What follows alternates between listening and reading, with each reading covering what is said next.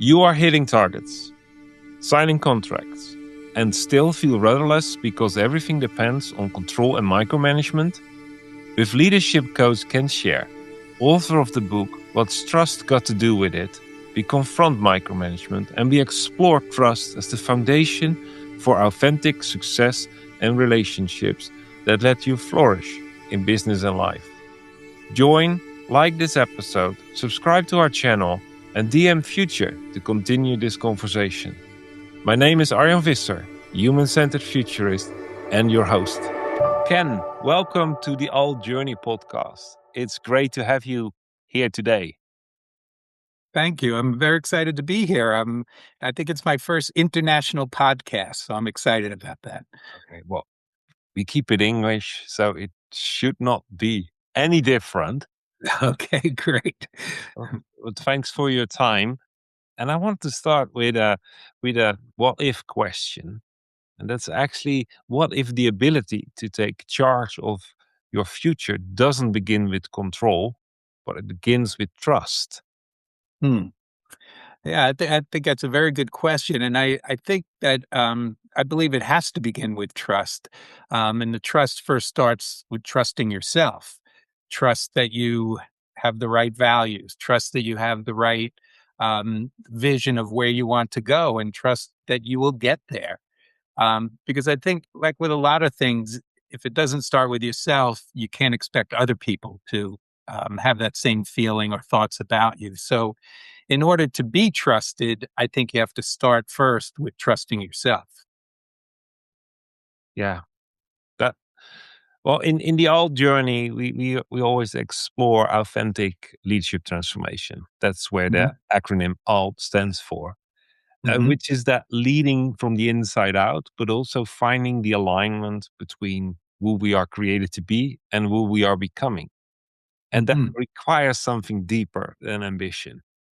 Yes. It Hmm. requires trust, like you said, and Hmm. trust in, and you mentioned in your values, your identity, and your direction. Yes. So let me ask, where does trust show up when someone is trying to redefine success on their own terms? Hmm.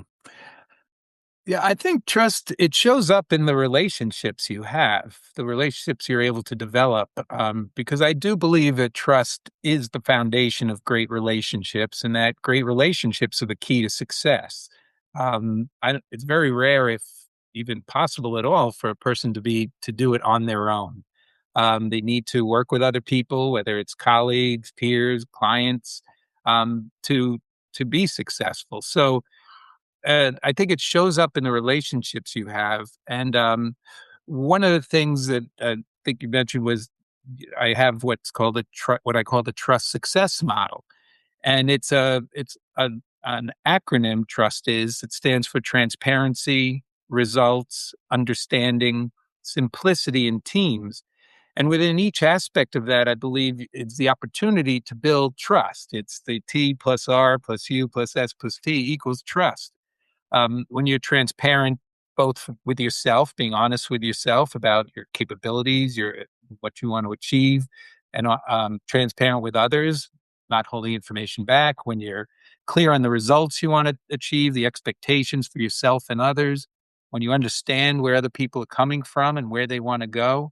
When you can simplify things so that the focus is on the right priorities, and when you build a team, whether it's a team of 2, 3, or 10, where everybody's in it together, you get this feeling of trust and this energy that I think it's hard to manufacture, but you know it when you have it.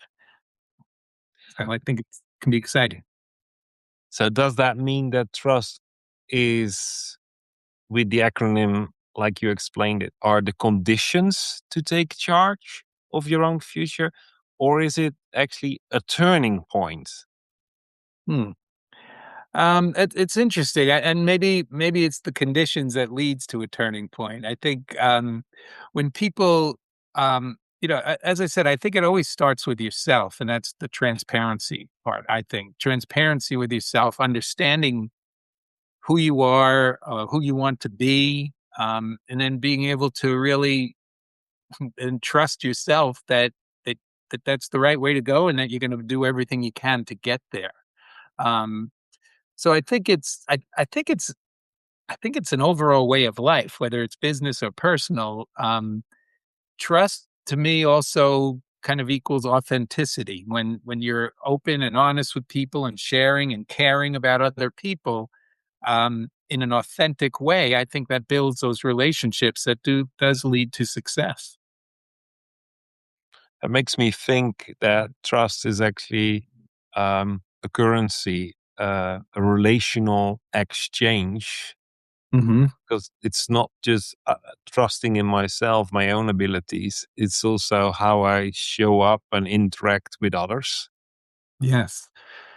And I think that's difficult to do, especially these days.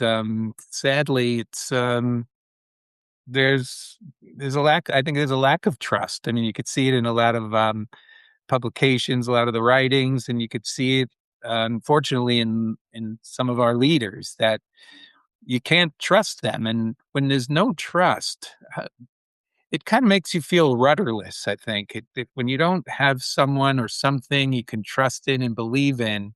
Um, it's really hard to feel whole. I think it kind of there's a lost feeling when you're not sure that the people you're dealing with or looking to are being um, truthful with you. So I think it's not a I agree with you about a currency, but I don't think it's not transactional. You're either going to be a trusting person and in a trusting relationship or not. I think. Yeah. Yeah. Maybe a better word is that there is a mutual dimension around it. Mm, yes. And that really depends, of course, also of your mindset. Mm, If, if, yeah. if you feel that you belong to a group, and Hmm. in that setting, if it's your the business you work for, church, the local community, if you feel that your identity is sustained by being part of such a dynamic, your belonging in the group, Hmm. then trust disconnects you from that group, disconnects you from belonging. Hmm. Yeah. If you have another mindset, a mindset of life is happening for me, then the belonging is not in the group, but belonging is in you. And Hmm. trust is how you interact with the people. So when the trust disappears, that means that there's an interruption in the interaction. Hmm. But it's you are not going all the way down to survival mode and feel instantly that you are on the losing end in the relationship. Hmm. Yeah. Yeah. No, I think you're absolutely right. If you're trusting, even if things aren't going exactly as you want, or you or things just don't work out, if you have trust and it's based in fact and reality, it's a little easier to bear because it's not that someone was trying to do something to you or trying to get away with something or misleading you. If you know they had the best intent in mind, it's a little easier to handle. I also think, and you mentioned something that triggered in my head, when you trust or you build relationships on trust, I think that's part of a growth mindset because you are putting your faith, you are making yourself a little bit vulnerable, but open to change, open to sharing ideas and getting ideas and being influenced by others. I think when you're cynical and you're not trusting of people or you don't have a good relationship, it's hard for you to commit. It's hard for you to really put yourself out there because you're going to always have a little bit of a fixed mindset, a defensive mode to protect yourself. And I think understandably so. Absolutely. In a fixed mindset, you would trust someone based on the expectations you set. And the moment the Mhm. person doesn't meet your expectations, then it's a direct attack to your trust level. Yes. Hmm. Yeah. And we know through life that we did it again. We have put expectations on someone and we set ourselves up for disappointment. Yeah. And that's hard because I don't know. I think I do think you have to. You have to be willing to know that. you're going to put trust in people sometimes that's not going to be warranted. But personally, I feel it beats the alternative of I just don't for, I don't see leading a life of distrust or wondering what the other person is up to. What are they trying to get out of me? I just don't think that's a good or healthy way to live, let alone conduct business. I agree. I totally agree. And unfortunately, we always say a contract is a manifestation of distrust. Uh, Right. but as humans, we interact with each other, and you mentioned like I have to put faith in someone and also be trustworthy myself. Hmm. So that leads me to this. I would nearly say old word faithfulness Hmm. of that there has to be a faithfulness that goes two ways, and it's Hmm. like loyalty. You have to be loyal to the other, but you can only be loyal to the other if you remain loyal to yourself, and vice Hmm. versa. Yeah. And that builds trust over time. Hmm. So it's not something that you just find, give, receive. It's Hmm. something that Right. builds and increases over time, isn't it?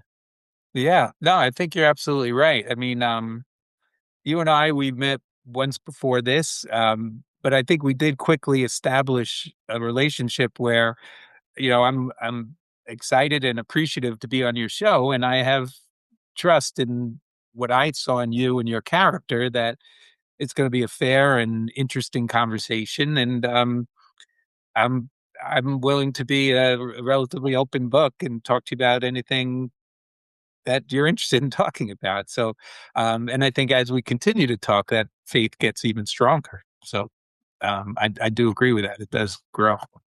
Well, it's always good to recognize that we are practicing it ourselves and not just talking about it.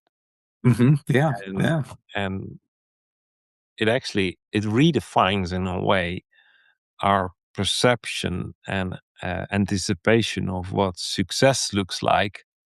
Hmm. Because now the success is that we both flourish, we both thrive, Hmm. instead of do we both win from it.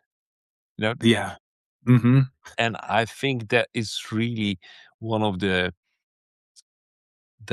opportunities that open up when we have Hmm. this healthy relationship with trust, between us having trust, loyalty Hmm. to ourselves. And then there is this moment that we have to face that actually what we thought that was success, Hmm. it actually, in our leadership journey, success changes, the definition changes. Hmm. Something Yeah. after being successful, we notice that maybe it doesn't give the fulfillment as we expected. So something begins to shift inside of us, and Hmm. we actually long Yeah. something more. Yeah. Personally, I believe that is found in taking really serious and putting priority to find out who we are becoming, and Hmm. then we have this. We hate it. I think. Well, I do. When my coach tells me trust the process, I don't Hmm. like it. When I Yeah. use that language, trust the process, it's in most scenarios the only answer, because with hindsight, you will understand and not Hmm. at the start. So Yeah. trust goes really deep in personal desires and appetite, and Hmm. personal growth. Yeah. It's a scary, scary thing in Hmm. that Yeah. sense. So Well, trust definitely. how do we redefine success? Yeah, and just to what you're saying, I think trust does require a good amount of vulnerability. You're putting your faith, beyond your in yourself, but also in others. If you're trusting others, you're making yourself vulnerable. Um, I think in terms of defining success, few years back, I was going through some struggles where my business was kind of up and down and probably more down at the time. And I was talking to a friend of mine and saying, I just don't feel like I'm successful. I feel like I'm failing. And he asked me the same question: how do you define success?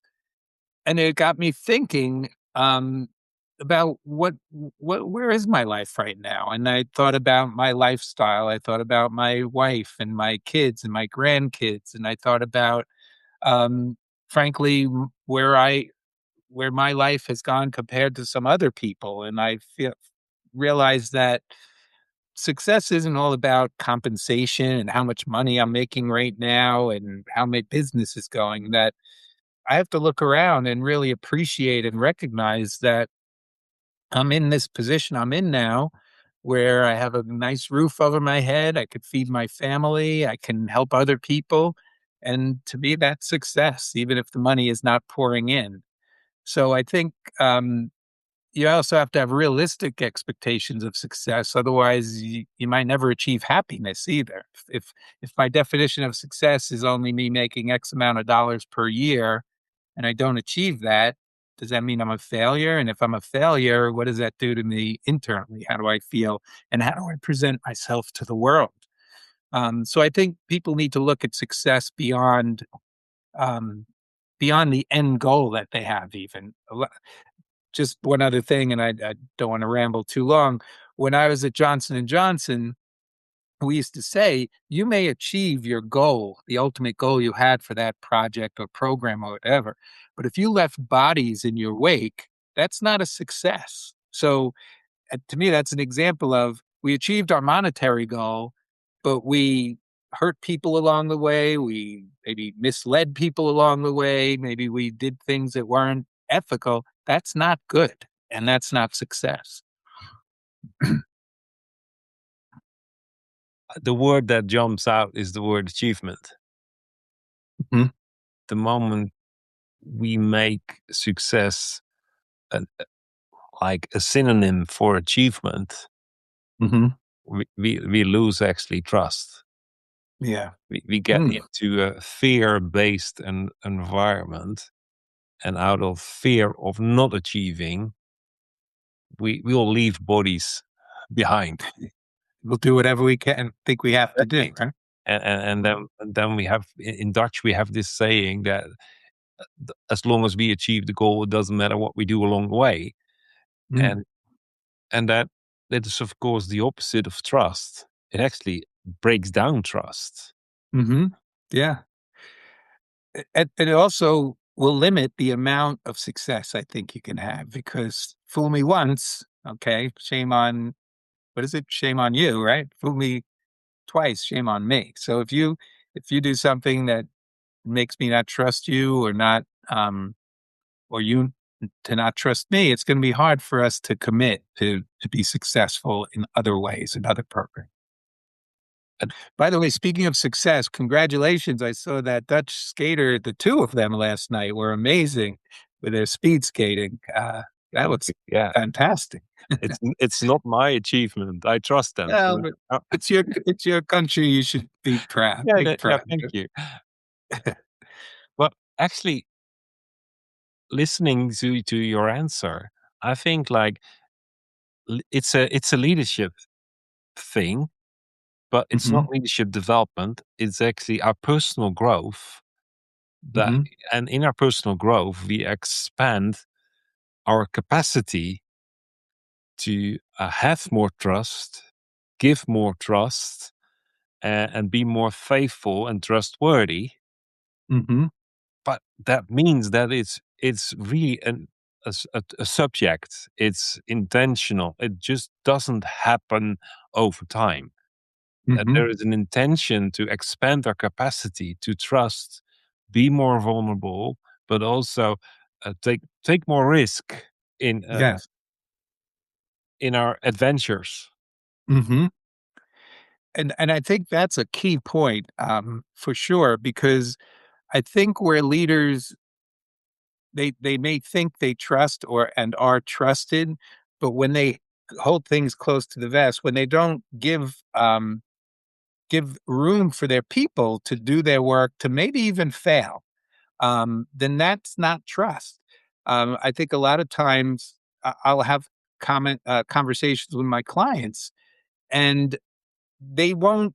They hire people to do a job, and yet they're always telling them what to do, how to do it. Sometimes they're jumping in to do it. And not only is that bad for them because they're not able to do their role as a leader to be more strategic and more direct, lead the company direction, but it prevents that person from growing and developing. And it also says to that person, I don't trust you to do this job. That's why I'm looking over your shoulder. To me, the opposite of trust is micromanagement. I'm going to look over your shoulder. I'm going to make sure you do it right because I don't trust that you can do it right. But if I'm saying to someone, here it is, you got the job, you do it the way you think is best, I'll coach you along the way. I'm expecting that it'll be successful, but if not, we're going to learn from it. And the next time we will be successful. To me, that's trust. Trust is the opposite of micromanagement. So that means that I can't use the trust in a sentence like, I trust you will do it my way. Right. Yeah, that's true. That they kind of go against each other, the first part of that sentence and the second. Hmm. Yeah. And how many times do we use that language? Yeah. And as a false term of empowering people, but Hmm. actually we are still micromanaging them. Yeah. And Yeah. how much do we uh, limit the space, like you mentioned, for the other people to be themselves, become themselves, expand, express, Hmm. learn, because they are fully reacting out of their coping mechanisms. I have to meet expectation. I don't trust my own instincts, so I will do Hmm. it your way, dear manager. Right. And there's no growth in that if you keep doing things the same way. I mean, certainly if it's successful, you want to keep it, but things change, things evolve, and you want people that not only have the ability to do that, to innovate or take initiative to maybe do something differently, but have the trust that they know they could trust that the leader's not going to be upset or give them a hard time because they're not doing it their way, or maybe even if it fails. I think that's really probably one of the big areas where a leader is unable to give their full trust and let people go because what if the project fails? What if something fails? And I ask my clients, and you probably do the same. So, what happens if it does fail? What is the worst case scenario if that project fails? Now, if it's catastrophic, then maybe you do need to step in. But usually, it's more of a learning experience than anything. But this makes it an organic um, organizational development topic Hmm. and no longer um, something that supports the outroll of blueprints, the scale up formula. It makes it actually human centered Hmm. instead of outcome oriented. It Yeah. makes it rewarding in versus punishment Hmm. and limitation, but it demands of a leader to trust yourself that it all will be all right when everyone starts to step up in who they are becoming, what they Hmm. their crazy thoughts they have that will birth brilliant ideas. Hmm. Um, Yeah. that's empowerment. That's creating a safe environment, not only emotionally but also cognitive. Yeah. Yes.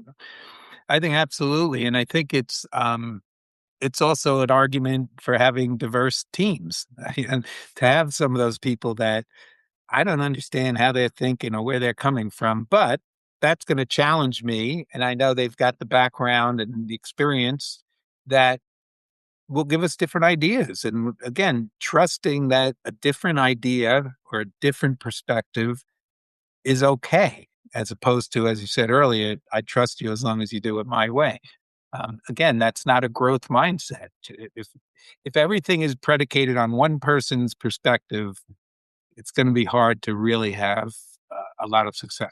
And one other thing, actually, because you're really, I'm really enjoying this conversation, Ajahn. You have some really insightful questions, and you're making me think about it. Um, so different thoughts have come through my head, and I just lost another one, but it'll come back to me again. And I'll make sure to get it out that time. Well, let's make it practical then. So if people will feel invited for that, they have to move in a way from fear to trust, from Mhm, a mindset of I'm at the mercy of circumstances to no, it's happening for me. So how do mm, people move actually from that feeling to be at the mercy of circumstances to actively shaping their future? mhm. Yeah, that's a it does start with trust again, right? But I think it goes to you have to get outside of yourself. You mentioned earlier, and I totally agree. You got to start with trusting yourself. But in order to fulfill your full potential, I think you have to allow other people in. You have to look for mentors or even colleagues that do have different perspectives, do have different ways of looking at things, that are willing to take chances, and learn from them and grow from them and know how that could fit into your approach to things. But I don't think in today's world, the days back in with General Motors here in the U.S. where Jack Welch he told everybody what to do and how to do it. I don't think. Well, I know that doesn't work anymore, and especially with the diversity that every business has and clients and employees and all. I think you do have to be open to accepting other perspectives, and I think that helps you grow as an individual. That actually means that we are surrounded by people not based on skills or outcome, but we're more interacting with with peers Mhm, based on mindset, on perspective. mhm, Maybe the word purpose is actually just the foundation of why we are peers and working together. And yeah, that's totally that's a revolution versus the productivity factory way of organizing things. yeah, It gives us it gives us a total perspective on jobs and resumes mhm, because it's no longer just about skills. Skills yeah, are an attribute, but skills are not the dominant factor in mhm, why we should work and be together. yeah. I think that's a great point. In fact, interestingly, I got a request for commentary, I guess, from a publication about how in 2026 should companies be formulating their job postings. And that was one of the things I talked to is like, yes, skills are important, but today the skills are changing so quickly. The skills you need change so quickly, but as technology changes. So you need to have people that have a different kind of mindset and different, you want to look at people whose experiences are varied enough so you know that when they're in this role and things inevitably change, they're able to go with that and roll with that and continue um, to be to help things move in the right direction. And I think related to that, I think the one thought I had that came back to me is that I always grew up with, you set a goal and you go keep that goal in mind. You have it written above your desk so you see it every day and you focus on that, focus on that. And I do believe in goals. You have to have goals and all. But I think you need to focus more on how you're getting to those goals. If you focus on the things you need to do, you will achieve that goal. But if you just focus on the goal, just as an example, when I was in sales, I've got to make money. I'm going to make sales to make money. Well, if I'm focusing on that, I'm not in tune with my clients' needs, and I'm not going to be successful because I'm not giving them what they need or want. When I start focusing on my clients' needs, the goal takes care of itself. At least that's always been my experience. Yeah, and you mentioned already authenticity, and at the beginning we talked about your values, and I think Hmm. that those are two subjects that need to find alignment with the goals you set, Hmm. because it's not just values are not a metric, values are not Hmm. a buzzword or a label. It's actually Yeah. what what matters most to you, what you want Hmm. walk out, embody, and actually Hmm. deliver as added value to someone else. Hmm. Yeah. Yeah. And the you in my trust model is about understanding, because I always thought to go into work, put your head down, get your job done, and then leave. It just can't be a happy, fun life. But to go into work to really believe in something and to, that aligns with your values that you really can put yourself into, I think that's critical, and that's being authentic. And that's why the you is understanding, where do your employees come from? Where are you now in your career, and where do you want to go? And as much as you can, learn about their personal life so you can understand what's going on there, that you can help them overall achieve their professional goals while living a good personal life. To me, that's a leader's job. So just as an example, if one of my direct reports is a woman who has two young children at home, I need to be aware of that, and I need to help her be successful in the time she's at work, so that when she goes home, she could focus on her family. And that's the same for men too. I don't need to put it on women, but I think, at least here in America, as much as enlightened as I felt I was as a father, my wife, a lot of it fell to her. Anyway. So I just think understanding that, though, is critical. You have to understand your people in order to help them live their authentic life, which will help them be more successful, however you want to define it, or productive at work, and enjoy the fruits of their labor too.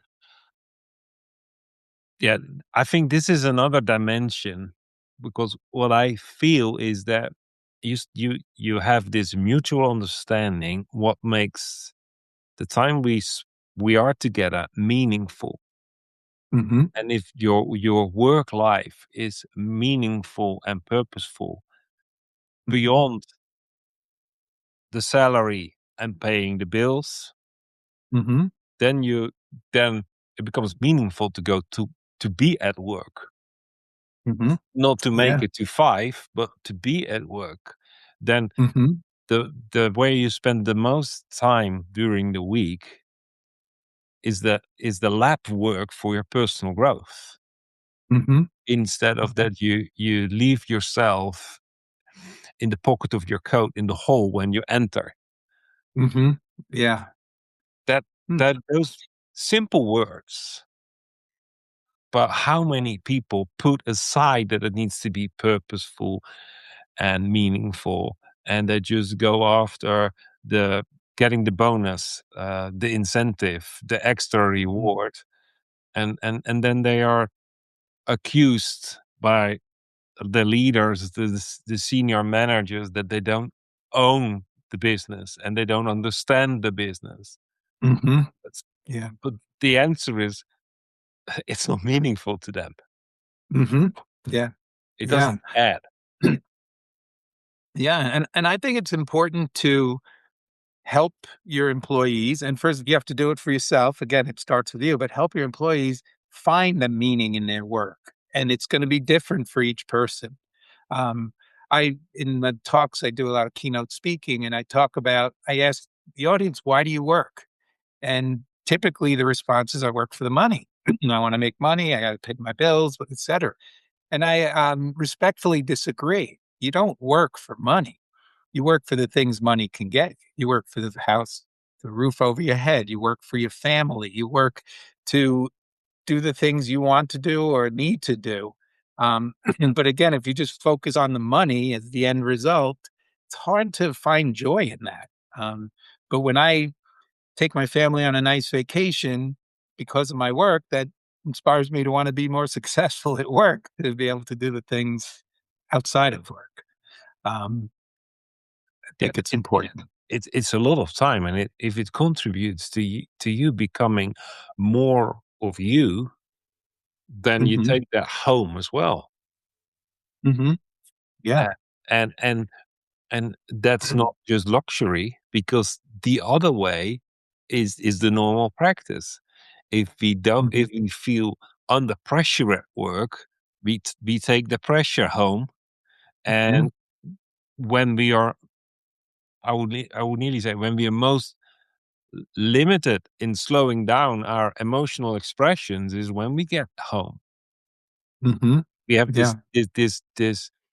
It's not even a joke, but it's this saying in our household, like if someone downloads all the frustration and stress from the world when it comes in the house, maybe it's time Mhm. to go back to the beginning of the driveway and just shake it off and then come in again. And Mhm. it started at the kids, but we say it at each other as well. And like, so if you have stress at work, you take it home. If you have pleasure at work, you take it home as well. Which one do you Mhm. want to take home? Yeah, that's very true. And that's where, um, I don't know if it's an international thing, but are you familiar with the movie It's a Wonderful Life? It's a holiday movie. Um, anyway, the concept is how we impact others, that everybody we touch, we impact.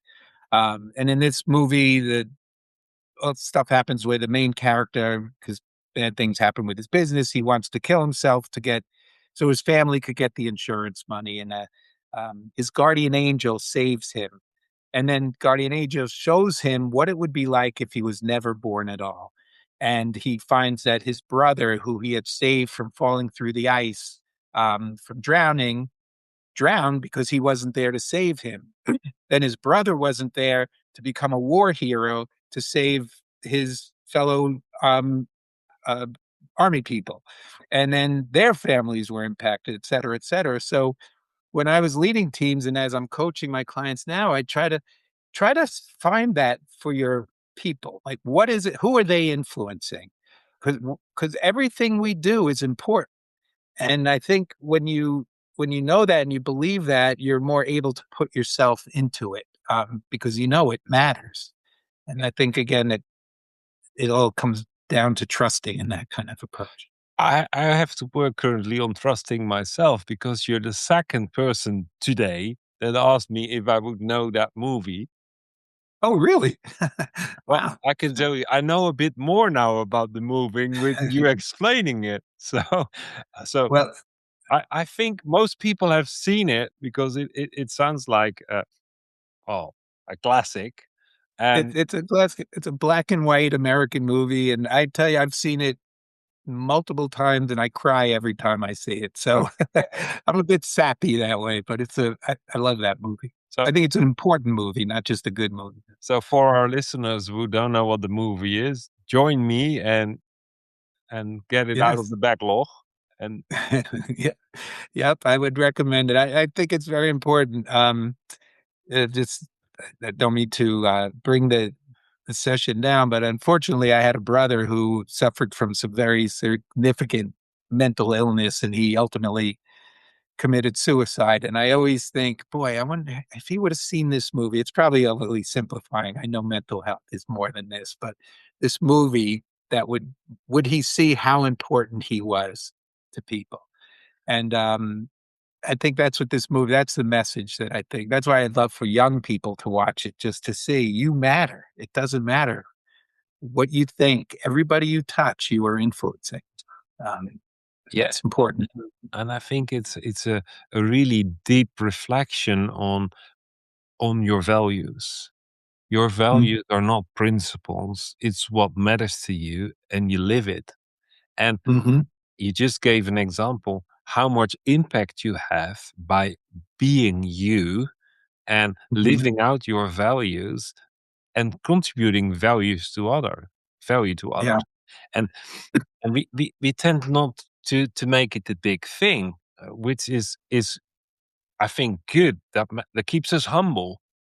But Hmm. missing it would just mean that we don't see the achievement. We don't. Better word maybe we don't see the fruit of you being you, and we need Yeah. that. It's not a confirmation of who we are, but it's just helping us to see that we actually grow and Hmm. we move forward through life and there is momentum, there is movement, and Hmm. there will be so many people around us, and it would really be a waste if that is shared on the big celebration that you are not invited because you're in the box in the center. Right. Hmm. So Yeah.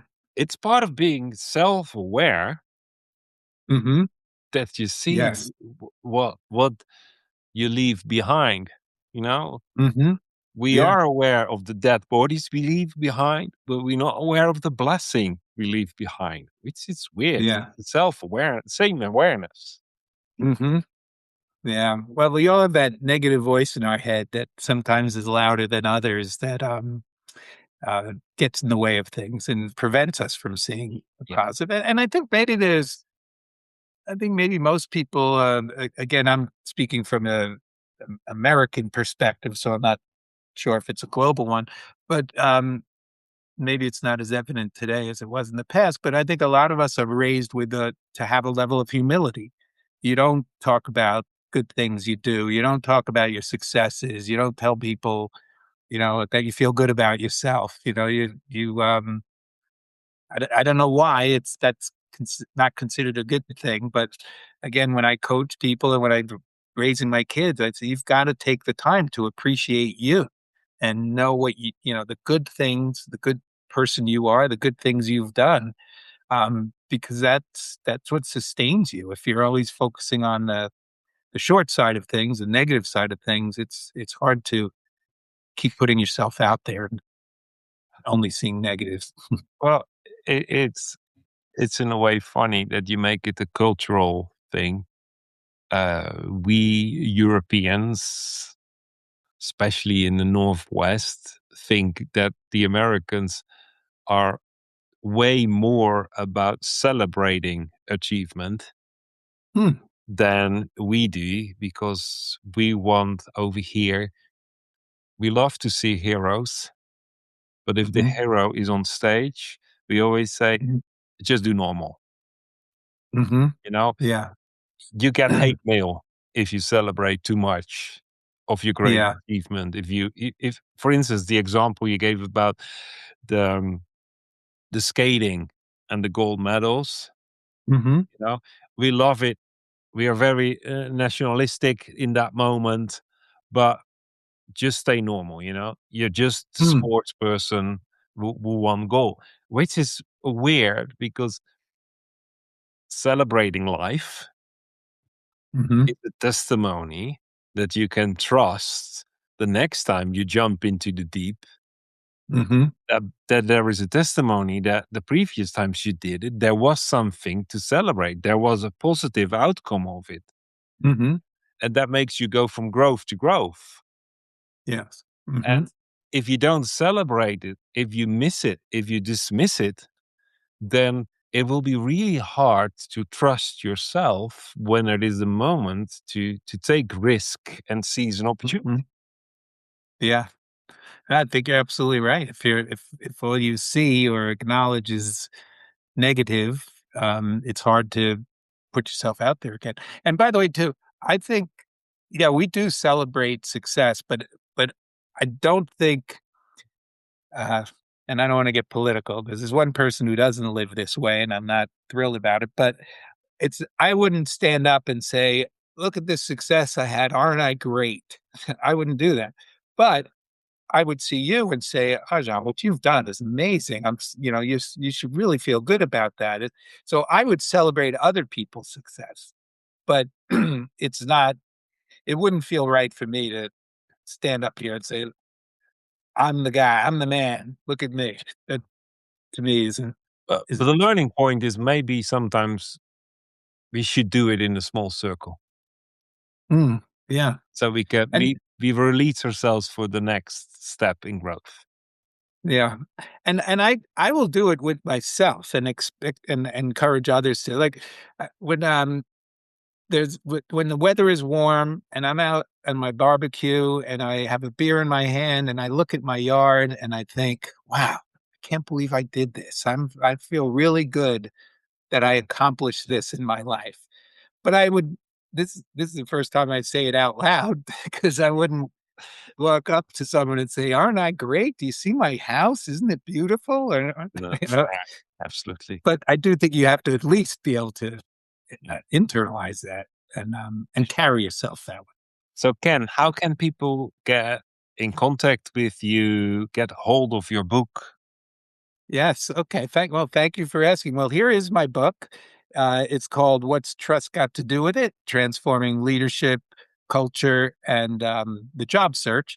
And you can get it at kensher.com. And if you want to reach out to me, my email address is ken@shercoaching.com. So it's relatively easy to remember. I used to embarrass my kids, Arjan, when I'd introduce myself. My name is Ken Sher. You sure can remember my name. And my kids would be, "Oh, Dad, how can you do that every time?" But it seems to work. So It's a that's bit how. cheesy. I Oh, it understand. is very cheap. I appreciate. You see, this is how you build trust because you're not going to pretend that it's not cheesy. You're going to tell it like it is. So I appreciate that. Yeah. Well, I will make sure that the links are and the email address are in the comments Thank you. so that Yeah, people great. can just who missed it can go back to the description of the podcast and get hold of you and Thank the you. link to Amazon or LinkedIn. It will all be there. So to bring our conversation home, Mhm. what would you think that we as a society should really live and give through when it's about success to the next generation of leaders? Hmm. Um, you know what? It's interesting because you made me think of this. And I'm thinking, boy, I hope my book isn't mistitled because I do think it is about authenticity. I think being successful is about being true to yourself. So I guess that's where the trust comes in, being true to yourself, and um, allowing, well, helping other people to trust you through the deeds you do and the actions you take, but also being willing and able to give trust to other people. And I think that there's a certain amount of freeing that comes with that. And that ultimately leads to those great relationships I talked about that ultimately will lead you to success, however you define success. Mm. So I hope Yeah, that answers it. yeah. So there's a reprint of the book coming. Right. I have to think of a new acronym though. Authenticity. That's a lot of words I have to come It's a up. long one. Yeah. So just to finish, what are the three things that stood out in our conversation? Hmm. I think for me, one is that trust and authenticity go hand in hand, that it's hard to trust someone who's not being authentic and it's hard to be trusted. Um, I think I think the definition of success needs to be looked at and people need to understand what true success is that will give you the fulfillment and happiness that we should all have in our lives. Um, and I think that um, and I'm not sure we talked about it enough, but I do think self awareness is where it all starts. I think you really have to understand yourself. You have to build that trust within yourself. And when you have that good grounding of who you are, and what your values are, what you stand for, and then live those things, I think you will find the success you're looking for. Thank you for sharing. I really think that through a conversation, I got more aware that trust is not just a building block, just one of the elements. It's a diamond in itself. It's so many um, maybe facets, but definitely Hmm. touch points to all the other things like loyalty, humbleness, Hmm. authenticity, um, a currency. Um, Yeah. yeah, it's really, Yeah. really important that we trust Hmm. ourselves as we trust others. And Yeah. And actually, one other thought came back to me, Arjan. I don't want to go too long here, but when you, as a leader, develop your people, when you let them do the job the way they need to, when you help them be successful, even if it means they're going to leave you because they'll get a promotion or maybe they'll get poached by another company.